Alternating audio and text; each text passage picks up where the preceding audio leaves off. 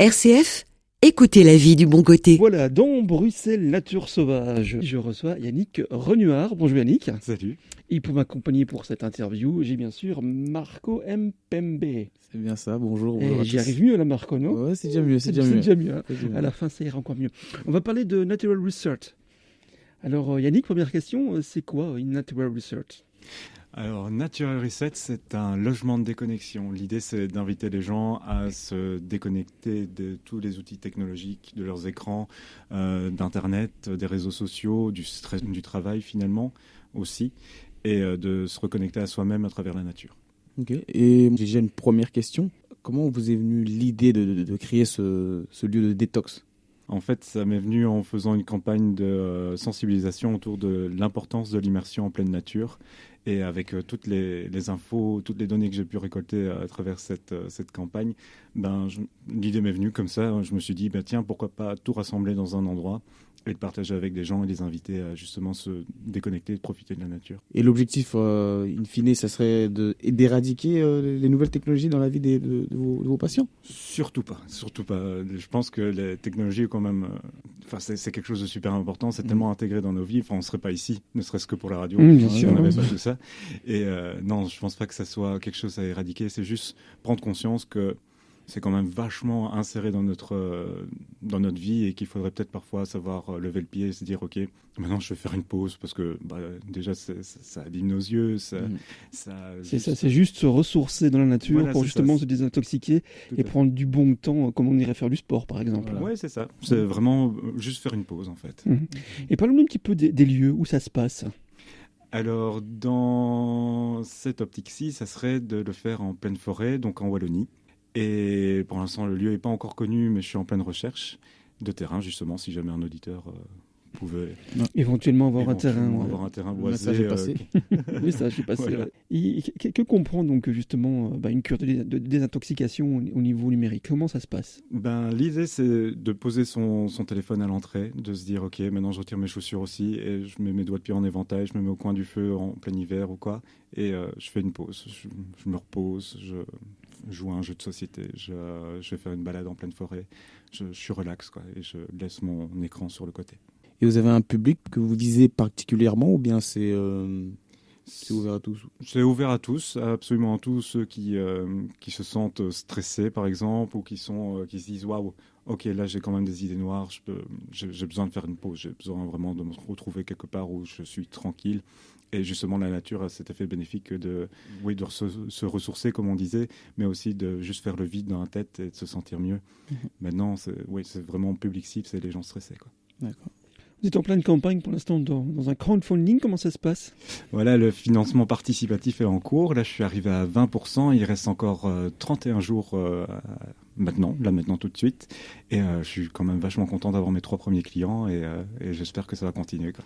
Et que comprend justement l'offre et la formule du crowdfunding? Qu'est-ce que vous proposez aux futurs, comment on appelle ça? On pourrait appeler aux futurs clients, aux futurs patients? Au futur public, aux personnes qui seraient intéressées par le projet, il y a différentes contreparties. Pour les contreparties en dessous de 100 euros, il y a notamment des balades de découverte pour les plantes aromatiques. Il y a des plantes, il y a la plantation d'arbres, il y a des tote bags, les classiques, les remerciements. Et puis au-delà des 100 euros, on arrive dans les contreparties de séjour, donc une nuitée, 2 nuitées, et aussi des œuvres d'art. Est-ce qu'on ressent des bienfaits au niveau de la santé ou là du fait de se déconnecter? Je suppose que voilà, on se sent tout plus apaisé, mais est-ce qu'il y a des bienfaits, on va dire, au niveau de la santé? Est-ce qu'il y a dans une alimentation ou bien est-ce qu'on sent quelque chose de différent qu'on va sentir après cette cure? Ouais, alors l'immersion en pleine nature, ça a un effet bénéfique sur la santé à plusieurs niveaux, notamment la diminution du rythme cardiaque, la diminution de pression artérielle, la diminution du cortisol dans le sang, cortisol qui est l'hormone du stress. Donc on se sent beaucoup plus relax à tout point de vue. Et ensuite, au niveau bien-être, ça améliore l'humeur, ça améliore la créativité.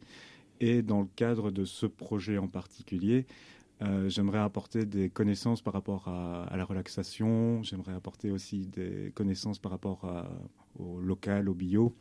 Il y aura des formules repas qui seront aussi... Il y a une formule repas qui sera faite là, avec du local, je suppose, du bio, et de quoi justement... peut-être de faire de la détox aussi au niveau aliments. Il y a des aliments qui sont très détox aussi. C'est ça, c'est l'idée. C'est vraiment détox d'un bout à l'autre du séjour. Vous êtes inspiré de certains lieux qui existent déjà à l'étranger?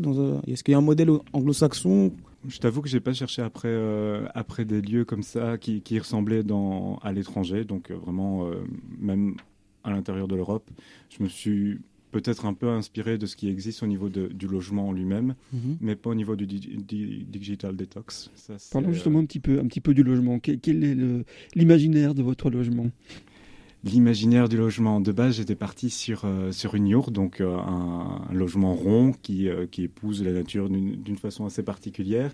Et finalement, je me dis, allez, pourquoi pas se lancer dans un truc architectural plus recherché et de créer quelque chose de lumineux, de très vitré, qui donne une vue sur la nature assez englobante et aussi qui épouse mieux en fait l'environnement à travers les vitres qui réfléchissent les arbres et aussi à travers une forme triangulaire qui puisse vraiment représenter un peu ces arbres.